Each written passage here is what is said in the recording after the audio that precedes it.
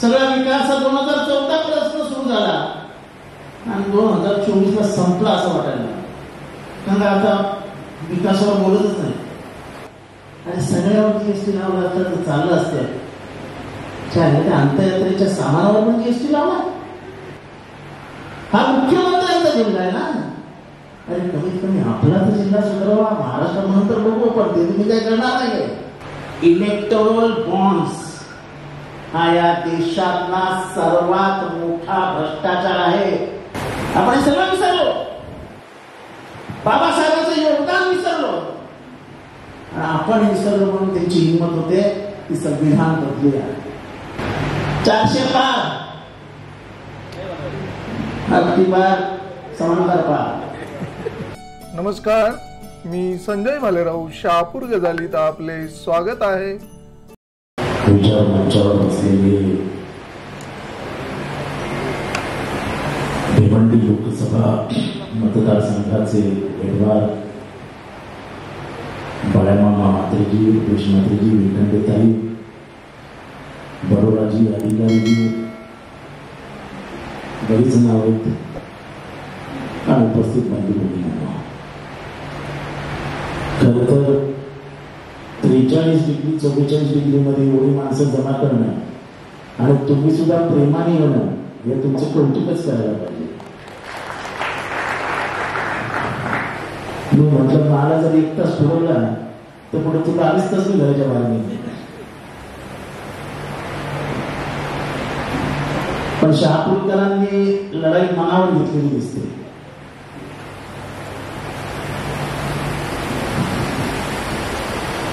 ही लढाई लोकसभेची आणि निवडणुकांची लढाई भरकटते की काय अशी परिस्थिती निर्माण झाली. 2014 ची निवडणूक बघितली, 2019 ची निवडणूक बघितली. आमच्या देशाचे पंतप्रधान किती जोरात बोलत होते, विकासाशिवाय दुसरं काही बोलतच नव्हते. आणि तेव्हा असं वाटायचं 2014ला की त्याला बहुतेक स्वातंत्र्य आपल्याला मोदींनीच मिळवून दिलं, आपण पारतंत्र्यात होतो 70 वर्ष. आणि नेहरूंनी काही कामच केलं नाही असं चित्र तयार झालं. म्हणजे ज्या देशाला मोदी नेहरूंनी आंतरराष्ट्रीय जगतामध्ये मान सन्मान मिळवून दिला, मोदी म्हणजे नेहरू म्हणजे असे गांधी. म्हणजे स्वातंत्र्य सगळा विकास 2014 पासून सुरू झाला आणि 2024 ला संपला असं वाटायला, कारण आता विकासावर बोलतच नाही. बोलताना काय बोलतात, कांग्रेस ने ऐसा किया, कांग्रेस ने वैसा किया. अरे भाई तुमने 14 साल में 10 साल में बोला था, उसका क्या हुआ वो बताओ ना. आम्ही 410 रुपयाला गॅस विकायचो 2014 साली, तुम्ही आज 1200 रुपयाला विकतात. आम्ही पेट्रोल डिझेल 63 रुपयाला विकायचो, तुम्ही आज 110 रुपयाला विकतात. डॉलरचा भाव, या मोदींचं भाषण होतं कि डॉलर के ऊपर जाता है रुपया जब नीचे गिरता है, रुपया नहीं नीचे गिरता है, ये देश नीचे गिरता है. आईला या देशाची भयंकर उन्नती झाली हो. तो डॉलर आरपार झाला आणि रुपयाची किंमत कधी नव्हती एवढी घसरली. म्हणजे स्वतःचे शोकर कसे त्यांच्या तोंडात जात आहे. हा खरं लोकल विषयांचा प्रश्न नाही आहे. तुमचे खासदार त्याचे 35,000 कोटी रुपये वगैरे आले असं म्हणताय, त्यांना एक दिवसभर द्या आणि सांगा की बाबा तू जरा 35,000 कोटी कसे असतात त्याचा हिशोब मांडून कळव. 35,000 कोटी मध्ये 10-15,000 कोटी रुपयाचे गोडाऊन बांधले असतील तर माहित नाही मला. पण एकंदरीतच या देशाचा प्रचारच भरकटला. पहिल्या टप्प्याची निवडणूक संपली आणि जेव्हा लक्षात आलं पहिल्या टप्प्याच्या निवडणुकीमध्ये मोदींची एक सवय सांगतो, मोदी साहेबांची, की ते कधीही कुठेही थांबत नाही. त्यांची शेवटची सभा झाली की विमान पकडतात दिल्लीला जातात. त्या दिवशी नागपूरला सभा होती, त्या नागपूरला थांबले. नितीन गडकरी त्यांना भेटायला गेले नाहीत आणि दुसऱ्या दिवशी त्यांनी ते भाषण केलं. ते मुसलमान घुसपेटिया आणि ते काय ते सोनं विकणार आहेत आणि हे करणार आहेत. आणि हे काँग्रेस कधी बोललीच नाही, मनमोहन सिंग कधी बोललेच नाही. ते त्यांच्या टाकून हातात तोंडात टाकून मोकळे झाले. दरवेळेस हिंदू मुसलमान वाद पेटेल असं नाही आहे. आज बेरोजगारी आंतरराष्ट्रीय निर्देशांक जे काय सांगते की या देशातल्या तरुणांमध्ये 84% तरुण हे बेरोजगार आहेत. म्हणजे तुम्ही सगळ्या म्हाताऱ्या होणार आहेत. तुम्ही सगळे म्हातारे होणार आहेत. तुमची पोरं जर आज नोकरीला लागले नाही तर तुमच्या औषध पाण्याचा काय याचा विचार पाहू. आज घर चालवताना दूध महागलं, डाळी महागल्या. अशी कुठली वस्तू आहे जी स्वस्त आहे? त्यांनी जीएसटी लावला आणि सगळ्यावर जीएसटी लावला तर चाललं असतं. अंतयात्रेच्या सामानावर पण जीएसटी लावला म्हणजे जाता जाता पण आम्ही मोदींच्या खिशात पैसे टाकून जायचे. मी आणि माझा मित्र एकदा हॉटेलमध्ये जेवायला गेलो होतो. अधिकारी साहेब बिल आला. तो लंडनहून आला होता. तो म्हणाला यार हिंदीत बोलायला माझ्या शाळेतला मित्र होता. जिथे नाही बिल इतना पैसा आया. त्याला म्हणजे जानते यार तीसरा आदमी आता है मोदी का आदमी, तो खाना खा के चला जाता है, दिखता नहीं. बिलामध्ये 18% आले. कसे काय आले? शेतकऱ्यांना काहीतरी पीक विमा योजना त्याच्यात पैसे देतात. शेतकऱ्यांच्या खिशातनं जीएसटी किती करतात? त्या जीएसटी के पैसे परत त्यांना देतात. इतना हमने दिया किसानों को, कितनी बड़ी बीमा योजना लाई. अरे काय की नाही? अरे तुम्ही सांगितलं होतं की नाही मॅक्सिमम सपोर्ट प्राइस देणार आणि शेतकऱ्याचा भाव दुप्पट करणार. दुप्पट काय अर्धा झालाय? अर्धा काय 10,000 भाव उचललं तरी जातं काय? धान उचललं तरी जातं. हे जिल्हा नाही खाडी मागच्या पण आलो होतो. काही सुधारणा नाही.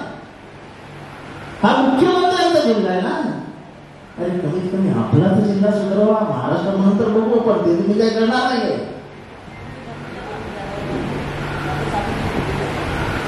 म्हणजे मी दम दिल्यानंतर काम सुरू केलं. मी त्यांना सांगितलं की लवकर काम सुरू करा नाही जाणून जनावर बांधली होती. आणि तसं माझे सगळे धसका घेतात. त्यांना माहिती आहे माणूस वेळा आहे. जनावर बांधून आणून बांधून टाकली होती. कुठे म्हणजे सरकार नावाचं अस्तित्व कुठे दिसतंय का तुम्हाला? याच्यावर तडीपारीची केस दाखल कर, त्याच्यावर तडीपारीची केस दाखल कर, ह्याच्यावरती एक खोटा गुन्हा दाखल कर. माझ्यावरती 6-6, 7-7 खोटे गुन्हे देखील दाखल केले. आणि आम्ही काही घाबरणारी माणसं होते. अरे तुम्ही नव्हतं नावाचे पाठी टाकल्यात पण कुठे? आम्ही गांधींचे वारसदार आहोत. डोळ्यांनाही कधी घाबरले.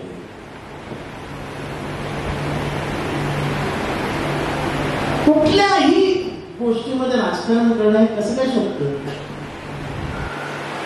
इलेक्टोरल बॉन्ड्स माहितीये काय काय झाले? इलेक्टोरल बॉन्ड्स मध्ये जर हात वरती करा. कोणाला माहिती इलेक्टोरल बॉन्ड्स? इलेक्टोरल बॉन्ड्स कोणाला माहिती आहे? हात वरती करा.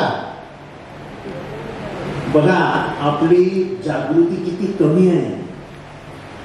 इलेक्टोरल बॉन्ड्स हा या देशातला सर्वात मोठा भ्रष्टाचार आहे. भारताच्या स्वातंत्र्यानंतर इतका उघडपणाने भ्रष्टाचार करण्याचं ताकद आणि हिंमत कुठल्याही सरकारने दाखवली नव्हती. कुठल्याही सरकारने नाही. तुम्ही काय केलं माहितीये? धंदा लो चंदा को, धंदा लो चंदा को. तुम्ही इथे राहता ना, इथे जवळपासच राहता ना. समृद्धी माहिती? समृद्धीचा एक पट्टा आहे 35 किलोमीटरचा. तो ब्रिज पडला माहिती ना आता मागच्या वर्षी. जून 1 तारखेला काहीतरी तोच तीच कंपनी मेगा इंजिनिअरिंग 15,565 कोटी रुपयाचा तो पट्टा आहे. आणि आमच्या इथे एक काम दिलंय त्यांना 14,400 70 रुपयाचं काहीतरी काम आहे. म्हणजे टोटली त्यांना 30,000 कोटी रुपयाचं काम दिलंय. 30,000 कोटीचं काम दिलं, इथे 1,000 कोटी रुपये जमा. सर्वात मोठी वाईट गोष्ट तुम्हाला सांगू काय करू, एक झायडस कॅडिला नावाची कंपनी आहे. झायडस कॅडिला, इथे कोरोना किती जणांना झाला होता? खायला फार कमीच माणसांना कोरोना झाला होता. शाबूमध्ये कोरोना नव्हता की काय नव्हता? तेव्हा शहरामध्ये एक रेमडेसिवीर नावाचं इंजेक्शन दिलं जायचं. ते तरी माहिती काय? ते रेमडेसिवीर वापरू नये म्हणून आंतरराष्ट्रीय आरोग्य संघटनेने सांगितलं होतं ते वापरू नये. गुजरात FDA म्हणजे फूड अँड ड्रग ऍडमिनिस्ट्रेशन यांनी त्याला परवानगी झायडस कॅडिलाला विका. ते विकलं. त्याच्यानंतर विविध राज्यात तक्रारी आल्या की त्याच्यात फंगस आहे आणि त्याच्यामुळे मृत्यूचं प्रमाण वाढत आहे, ते बंद करा. आम्ही नाही बंद केलं. आता जेव्हा सगळं उघड होतंय तेव्हा कळलं की त्या काळात झायडस कॅडिलाने 85 कोटी रुपये इलेक्टोरल बॉन्ड्स मध्ये दिले होते. म्हणजे तुमचं मरण होत असताना पण आम्हाला धंदा लो चंदा दो. चंदा घेऊन टाकलाय किती जणांची. आजही तुमच्या नातेवाईक तुम्हाला सांगत असतील अचानक हार्ट अटॅक आला, किती जणांचे हे हाडं दुखत आहेत, किती जणांचं ऑपरेशन झालंय, किती जणांच्या नजरा कमजोर झाल्या, किती जणांचं शुगर शूट झालंय. हे कशामुळे? रेमडेसिवीर. हे मोदी त्या बीजेपीने 85 कोटी रुपये घेतले आणि जगाला भारतातल्या नागरिकांना सगळं देऊन दिले. म्हणजे एवढं होण्याचं काम या देशाला चालू असताना आपण शांत नाही होऊ शकतो. शेतकरी तर देशोधडीला लागलाय. दुधाचा भाव काय, आम्हाला घरात कितीला पडतंय आणि आम्ही बोलतोय कितीला. माझा प्रश्न आहे की महानंदा का बंद केलं? आमच्या महाराष्ट्राचं महानंदा का बंद केलं? कर्नाटकामध्ये नंदिनी बंद केलं. कर्नाटकामधलं दुधाचं नाव होतं नंदिनी. कर्नाटकातल्या सर्वसामान्य माणसाला दुःख वाटलं की आमच्या दुधाचा धंदा केंद्र सरकारने का बंद केला आणि त्याच्या विरोधात मतदान झालं. राज्याची अस्मिता फार महत्वाची असते. मराठी माणसाच्या हातातल्या कंपन्या गुजरातला गेल्या, आपण शांत काय, आपल्याला काय पडलं गेला. मुंबईला कंगाल करण्याचा कार्यक्रम सुरू झाला. पहिलं इंटरनॅशनल फायनान्स सेंटर जे सर्वात मोठं होतं भारतातलं आणि जगाचा त्याच्याशी संबंध होता, ते पहिल्यांदा गुजरातला मिळालं. जवळजवळ 35 असे हेडक्वार्टर्स जे मुंबईत होते ते दिल्लीला तरी नेले, नाही तर अहमदाबादला तरी नेले. महाराष्ट्राच्या तोंडातनं घास करतो, तोंडातनं. छत्रपतींचं नाव घेणारे आपले राजकीय नेते जे आता सत्तेत आहेत ते दिल्लीच्या तख्तापुढे नतमस्तक नव्हते झाले. त्याचा नमस्कार घालत होते लोटांगण आणि त्यांच्या लोटांगणावरती पाय ठेवून मोदी आणि शहा कंपन्या घेऊन जात होते. त्यांना बरं वाटत होते, त्यांचं पाठीवरचं पाय मस्त आहे, त्यांचं पाय पण मस्त. महाराष्ट्राची काय अस्मिता आहे की नाही तो विषय घेऊ, त्यावर तर जावंच लागेल. महाराष्ट्राच्या राजकारणामध्ये जो अंतर्प्रवाह आहे, ज्याला आपण सगळे आजकाल एक भाषा वापरतो, अंडर करंट आहे. अंडर करंट आहे तो. अंडर करंट म्हणजेच अंतर्प्रवाह. हे खरं आहे की महाराष्ट्रामध्ये प्रचंड अंडर करंट आहे. लोक बोलत नाही. तुम्ही बघा, लोक शांत आहेत. त्याच्यातले खूप जण असतील, अधिकारी असतीलच असतील. तुम्ही 77ची निवडणूक बघितली. 77 साली लोक बोलायचे नाही. आणि गुप्तचर संघटनेने इंदिरा गांधींना सांगितलं होतं की मी निवडून येणार, आणि बाळीला प्रचंड पाठिंबा आहे. लोक बोलायचीच नाही. आणि जेव्हा निकाल लागला तेव्हा स्वतः इंदिरा गांधी 1,77,000 मतांनी पराभूत झाला. अशा माणसाकडनं या माणसाच्या खिशात 100 रुपये सुद्धा नाही. किंवा पैसे वाटून मतं विकत घेता येतात का? 1,000-2,000 घेता येतात. पण विचारी माणूस हा भविष्याकडे बघून करत असतो. आज त्याला दिसतं की आजच इतकी हुकुमशाही आहे. हा बोलला ताकदमध्ये, तो बोलला ताकदमध्ये, हा बोलला ईडी, तो बोलला सीबीआय. कसं चालायचा देश? विद्रोहाचं राजकारण जोपर्यंत होत नाही तोपर्यंत तुमच्या देशाची लोकशाहीच मजबूत होते. व्हॉइस ऑफ डिसेंट ज्याला म्हणतो, विद्रोह ज्याला म्हणतो, तो विद्रोहात दाबण्याचा आणि खतम करण्याचा प्रयत्न करू कधी करू नये. डॉक्टर बाबासाहेब आंबेडकर विद्रोहासाठी उभे राहिले म्हणून तुम्ही ते बसू शकले. त्यांनी पहिल्यांदा मनुस्मृती जाळली. महाराष्ट्रात 14 तळ्याचं आंदोलन केलं. नंतर अजून एक त्यांनी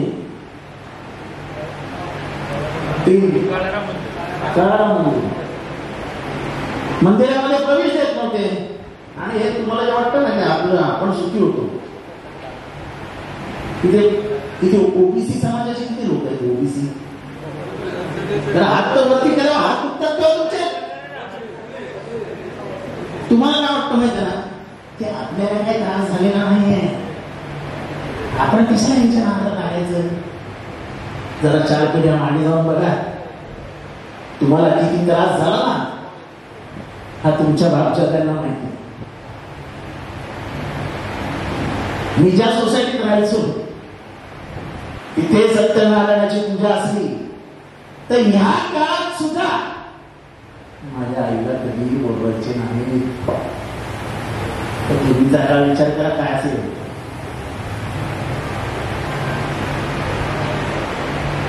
आपण कसं काय विसरतो?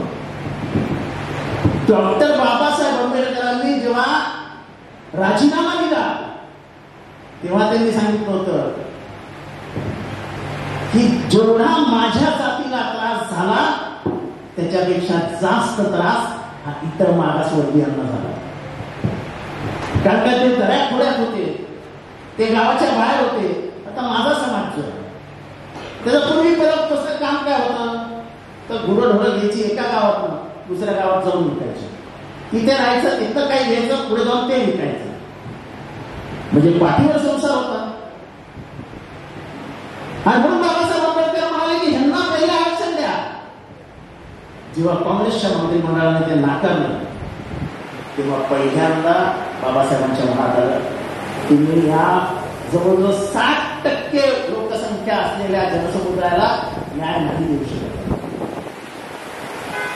तेव्हा त्यांनी एक बिल आणले ज्याला हिंदू कोड बिल म्हणतात. आता तुम्हाला मिळालं ना इस्टेटीत 50 वाटा. आता बिल आली शरद पवार साहेबांच्या नंतर वगैरे. इतका दूरदृष्टीचा माणूस होता डॉक्टर बाबासाहेब आंबेडकर. त्यांनी त्या काळात बिल आणलं होतं की महिलांना बापाच्या इस्टेटीमध्ये 50% वाटा मिळालाच पाहिजे. स्त्रियांचं उदात्तीकरण, स्त्रिया पुढे गेला पाहिजे, हा मूळ विचार बाबासाहेबांचा. आपण जे फुले शाहू आंबेडकर म्हणतो तो उगाच नाही म्हणत. तुमच्या बायका दिसतात ना, ही फुलेंची मेहरबानी आहे. फुलेंनी त्या काळात तो लढा उभा केला नसता. बायकोला दगड मारल्यानंतर पण बायकोच्या मागे उभे राहिले नसते तर तुमच्यातल्या बहुतेक बायका आधी घरात फक्त चपात्या भाजी एवढंच करत राहिले. आपण सगळं विसरलो, बाबासाहेबांचं योगदान विसरलो. आपण विसरलो म्हणून त्यांची हिंमत होते की संविधान बदलूया. तुम्हाला माहिती संविधान बदलण्याचे परिणाम काय होणार? बाबासाहेबांनी संविधानाच्या माध्यमातून समता आणली की law is equal for everybody. कायदा हा सगळ्यांसाठी समान आहे. पूर्वी कायदा हा सगळ्यांसाठी समान नव्हता. ते ज्याला कायदा मानतात ते पुस्तक मनुस्मृती त्याच्यात जाऊन कधीतरी वाचा. त्याच्यात लिहिलेलं आहे की स्त्रिया ह्या दुर्बल आहेत, पायाचं वाहन पायातच ठेवलं पाहिजे. स्त्रियांच्या डोळ्यात वासना असते, त्या कायम पुरुषांकडे वासनेच्या नजरेने बघत असतात. मी सहज प्रश्न केला त्या मित्राला, त्याने मडूला आई नव्हती काय? ज्यांनी लिहिलं त्याला आई नव्हती? मी काय लिहिता काय वाचता आणि त्याला तुम्ही, आणि हे मी नाही म्हणत आहे, तुमच्या पोरबाळा असतील ना तुम्हाला आहेत ना, 1950 सालचं आणि 1947 सालचं एक ऑर्गनायझर नावाचं मॅगझिन, ऑर्गनायझर, ते आजही अवेलेबल आहे. कोणाला सांगायचं ते काढा आणि त्याच्यात वाचा. त्यांनी सांगितलेला तिरंगा 3 रंगाचा आहे. 3 हा भारतासाठी अशुभ आहे, आम्ही याला मानत असतो. 1994 पर्यंत नागपूरच्या त्यांच्या मुख्य कार्यालयामध्ये RSSच्या कधी तिरंगा लागला नाही. स्वातंत्र्याच्या दिवशी ते काळा झेंडा लावायचे. काँग्रेसच्या कार्यकर्त्यांनी एक दिवशी तो खेचून बाहेर काढला आणि तिरंगा सरकला. तेव्हापासून तिरंगा, म्हणजे 3-2 तिरंगा सुद्धा काँग्रेसची मेहरबानी. 1942 चलेवाचं आंदोलन झालं तेव्हा त्यांचं पत्र आहे ब्रिटिश सरकारला लिहिलं की ह्या आंदोलनाच्या विरोधात आहोत आम्ही.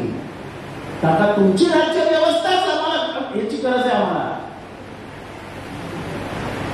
गांधीजींचा खून हा 55 कोटीसाठी नाही झाला, ते मुस्लिम धार्जिन नव्हते म्हणून नाही झाला, तर गांधीजींमुळे सगळ्या मागासवर्गीयांना भारतातले सर्व दरवाजे उघडे झाले.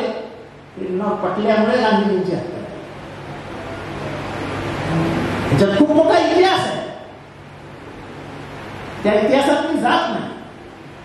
पण तीच लोक आजही सत्तेवर आहे आणि त्यांना बहुजनांचं हित नव्वत नाही.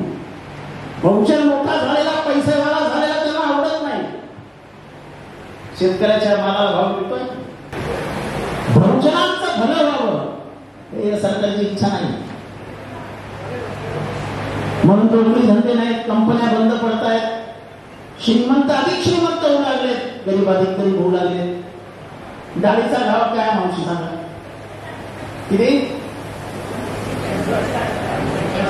140, 160. आम्ही जेव्हा सत्ता सोडली 2014ला तेव्हा भाव होता 65 रुपये. 2014ला पेट्रोलचा भाव काय होता?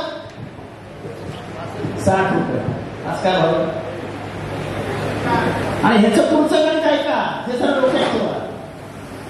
आपण जेव्हा 60 रुपयाला पेट्रोल डिझेल विकायचो तेव्हा आंतरराष्ट्रीय बाजार भावामध्ये क्रूड भाव 130 रुपये होता. तेव्हा आपण 60 विकायचो. क्रूड भाव 30 वर आला, 30 वर, तरी आमचा भाव वाढतच गेला. जर काँग्रेस असती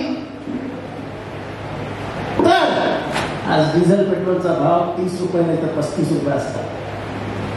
500. आम्ही जेव्हा सरकार सोडलं तेव्हा गॅसचा भाव काय होता? 410 रुपये. आज तिथे बदल करा, हे सगळं देण्याची आम्ही तुम्हाला गॅरंटी देतो, गॅरंटी.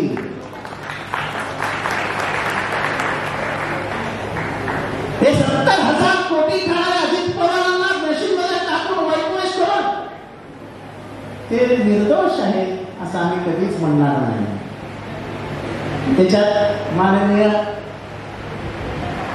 देवेंद्रजी फडणवीसांचं भाषण ऐका. आमचं सरकार येऊ द्या, अजित पवार चक्की पिसेन, चक्की पिसेन. कसला पिसेन? ही सिटिंग. अजित म्हणजे इथे एकनाथ शिंदे, तिथे अजित पवार, इथे देवेंद्र फडणवीस. हो, एकनाथ शिंदे होता बघा, आम्ही अजित पवारांना कंटाळून चालू आहे, आम्हाला निधी देत नाहीत, व्यवस्थित वागवत नाहीत. आईला बघतो तर दोघं कानाकानावर बोलून असं हसत असतात. मग तरी दोघंही एकमेकाला सांगत असतील कशी चुकी आपण म्हणालो आपण. आणि त्या उद्धव ठाकरेंनी तुला ताटात जेवायला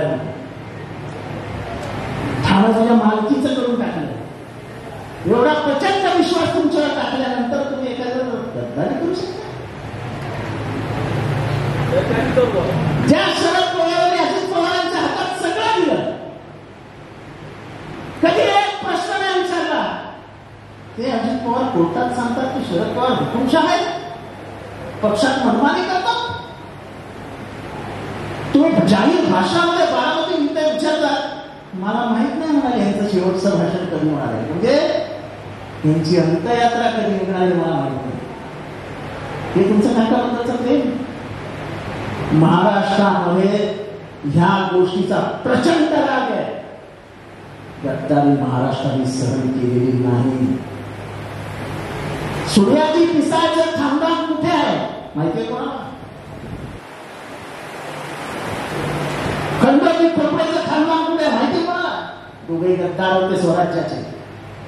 महाराजांची गद्दारी केली होती. गद्दारीला कधीही महाराष्ट्राने माफ केलेलं नाही आणि तेच तुम्हाला करावं लागेल.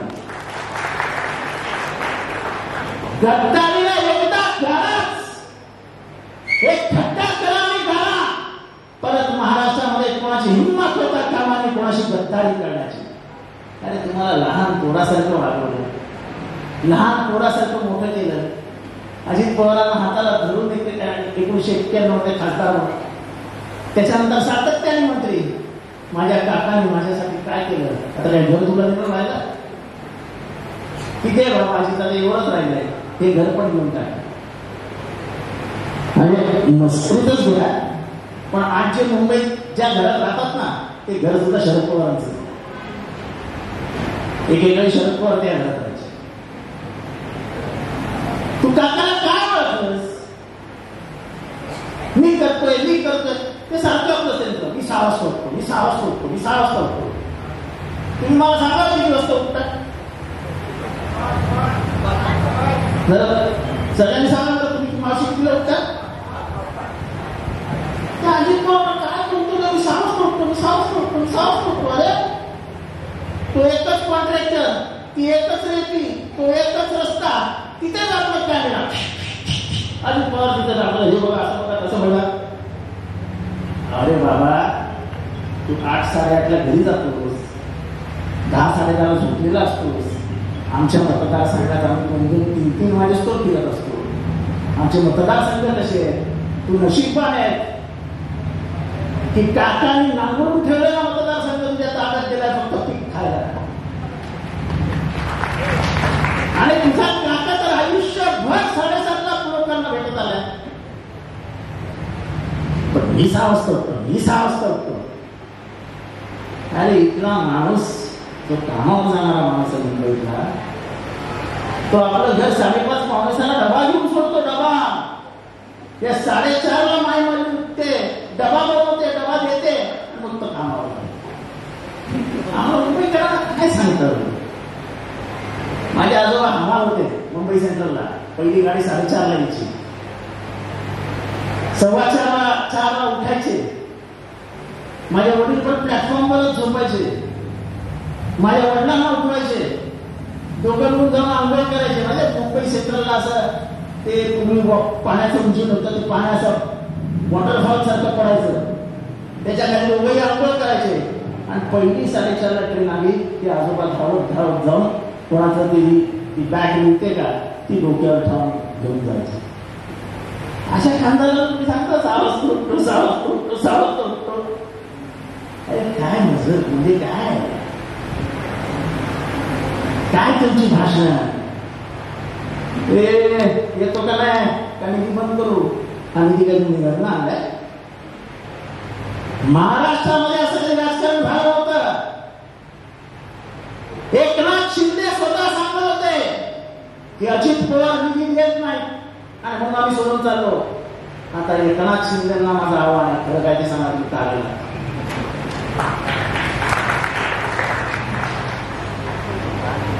हे असं सत्य बाहेर येतं. आता दोघं किती असं गुल्लू बोलत असतात, जसे काय सातू जन्माचे प्रेयसी क्लिअर करावे क्लिअर काय. बाजूला आपला बसलाच आहे, ओम नमः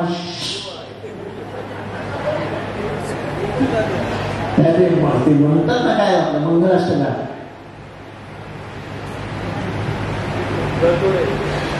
त्याच्यामुळे महाराष्ट्राच्या राजकारणाला लागलेली काळीमा, या देशाची घसरलेली पत,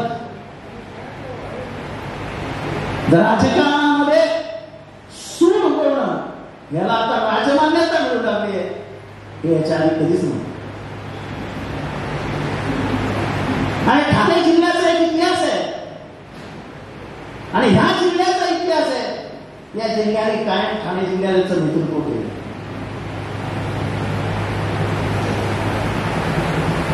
म्हणजे पाटकरच्या वडिलांकडे तर मी नेहमी येतो. हा पाटकर माझ्या कॉलेजमधला चांगला मित्र, आता बिघडले सोडून द्या, चांगला आहे ना. अरे बस अक्का जीत द्या, एवढी सर्टिफिकेट मिळायला न्यूज कोणा यार. पण भावांनो आणि भगिनींनो, ही निवडणूक या देशाचं भवितव्य ठरवणारी निवडणूक आहे.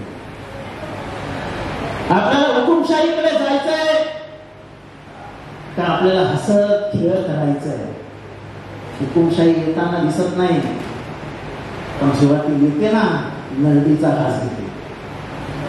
हिटलर आणि लोकांना खूप चांगला वाटायचा, सगळ्यांना वाटायचं की हा देशाचा उद्धार करेल. पण ज्या दिवशी तो आला, त्या दिवशी लोकांना कळलं की आपण आपल्या मानेवरती भूत बसवून घेतलाय. जे काही महाराष्ट्रात झालं, जेवढे एकनाथ शिंदे जबाबदार आहेत, तेवढाच दिल्लीतला बीजेपी पक्ष जबाबदार आहे. ही फाटाफुटीची कामं ही त्यांनीच काय केलं कपिल पाटलांनी 5 वर्षामध्ये, 10 वर्षामध्ये, म्हणजे ते 3 वर्ष मंत्री. फक्त त्यांच्याकडे असलेले लोकांची अधिकारपत्र काय म्हणतात, टक्केवारी नाही काय ते घेऊन घेतात ना, पावर का यूज पावर में करणे का, म्हणजे त्यांच्यातली पावर मध्ये यूज करायची. नाही असं का माहित नाही माझ्या गात काय गरज काय. 20 कोटी रुपये भाडे येतं दर महिन्याला, काय करायचं कुठलं गाव ओळखून? त्याचे माणसांना ओळखतात काय पैशाचं. आणि वाईट या गोष्टीचं वाटतं, हप्ते जमा करायला तुमची पोरं जातात. अरे माणसं तरी काय हप्ते जमा करायला? फोन येतात लोकांच्या, आम्हाला साहेब एवढे मागितले, कोण आलेलं साहेब हा पैसे खाण्याला सुद्धा मर्यादा ठेवा. आणि सगळेच तुम्ही खाल तर मागचे काय बाकीचे उपाशी मरतील काय? अश्विनी जोशी नावाच्या कलेक्टरची बदली का केली, त्याचं उत्तर मला बीजेपी वाल्यांनी द्यावं.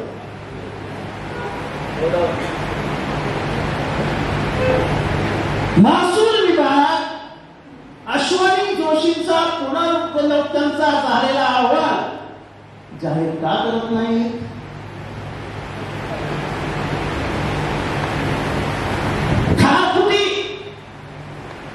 एन्व्हायरमेंट आज किती टेम्परेचर इथे? 43 आणि 44. या खारफुटी आणि निवळ आणि झाडं असंच गेली ना, त्यात आपल्या पोरा बाळांचं वय 40च्या वरती नाही जाणार. जर 50 आणि 55 डिग्री वरती जर आपलं टेम्परेचर पोहोचलं तर एसी पण काम करणार. आज या खारफुटीचं काय करतात? आणि सगळ्या खारफुटीवरती कोणाचे गोडावून आहेत?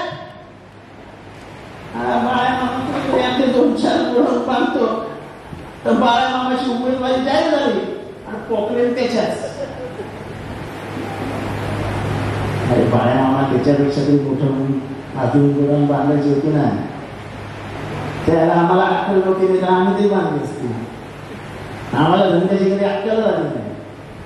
आमचं आयुष्य गेलं तलवारी चालवण्यात, अजून त्याच्यातच जात आहे. पण मुश्किलाची किंमत मिळते ती बाकी कशालाही मिळत नाही. ठीक आहे, 5 दिवसांची सत्ता बरी वाटेल, पण जेव्हा लोक तुमच्या तोंडावर थुंकतात ना, मला खुर्ची ना, मी जर सांगितलं असतं की येतो, मला खुर्ची पण साला मी इतकं लिहून ठेवलं 20 वर्षामध्ये लिखाण केलेलं. लोकांनी एक लिखाण रोज जरी टाकलं तर पुढचे 3 वर्ष ते टाकलं. काय उत्तर द्यायचं, काय चेहरा आहे, काय आपल्या पोरीला जगात ठेवतात.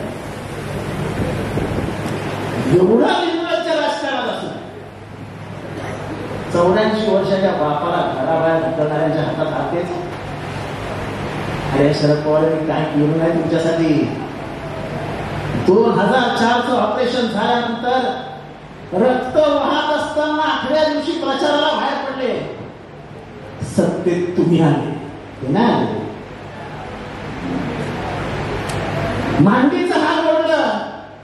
90 दिवस आराम सांगितला होता. 32व्या दिवशी इलेक्शन लागली. 32व्या दिवशी भावा प्रचाराला बाहेर पडला.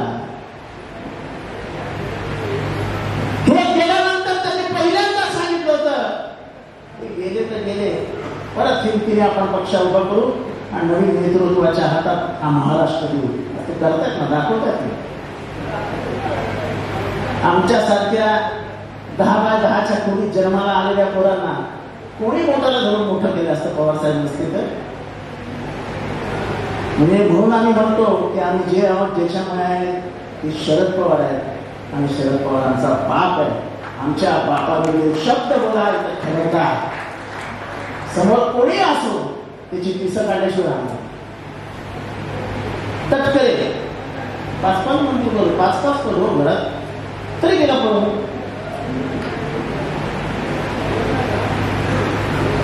आणि तुमचं वय झालंय, अरे वय झालंय.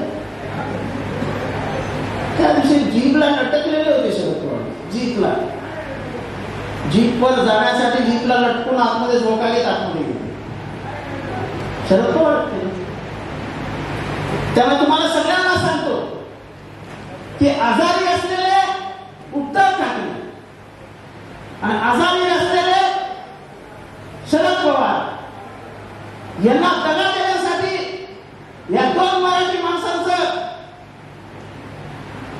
त्यांना कात्री लावण्यासाठी अध्यक्ष कुठणार आहे.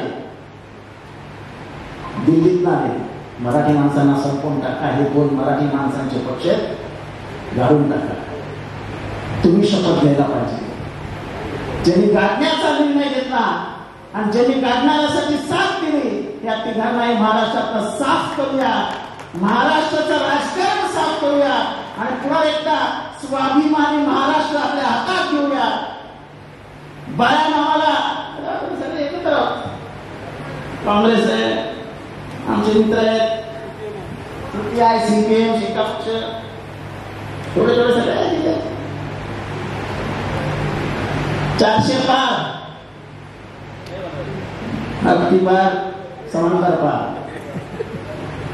400 पार एकाचा अन्नासाठी काढतायत. इथे ओबीसी तर खूप आहेत. शेड्यूल कास्ट समोर आहे ना, शेड्यूल कास्ट. बाबांना पहिल्यांदा तुमचं आरक्षण काढतील, पहिल्यांदा एसटीचं आरक्षण काढतील. आज भारतामध्ये एवढी मोठी मोठी उद्घाटन होतात. द्रौपदी मुर्मूला का नाही म्हणून, त्याला मनुस्मृतीमध्ये लिहिलंय स्त्रियांना किंमत नाही आणि त्यातलं ती आदिवासी म्हणजे चातुर वळण्याची सर्वच खायची. मग तिला कसं काय बोलायचं उद्घाटनाला, राम मंदिराच्या उद्घाटनाला ती चालत नाही. अरे रामाला शबरीची गोरा चालली आणि तुम्हाला ती चालत नाही. आज जातीयवाद आहे ना, हो खा. आमच्या ओबीसी बांधवांना खूप वाटतं आपण म्हणजे ब्राह्मणांच्या काहीच. एकदा काय हे संविधान केलं ना बाळांनो, तर तुमच्या बाप जात्यांनी जे भोगलं त्याचं सगळं उपटा काढलं जाईल. त्यावेळी जर बघायचं असेल तर यावेळेस समजूतदारपणाने मतदान करा. बाळ्या मामाला म्हणजेच इंडिया आघाडीला निवडून द्या. येणाऱ्या विधानसभेसाठी हे गरजेचं आहे. त्यामुळे शरद पवार, उद्धवजी ठाकरे आणि राहुल गांधी यांचे हात बळकट करण्यासाठी तुतारी वाजवणारा माणूस. पण बघा तुतारी आणि गाडा घालतारी. एवढंच बोलतो. रजा घेतो. जय महाराष्ट्र जय. ताज्या घडामोडींसाठी पाहत राहा शहापूर गजाली. धन्यवाद.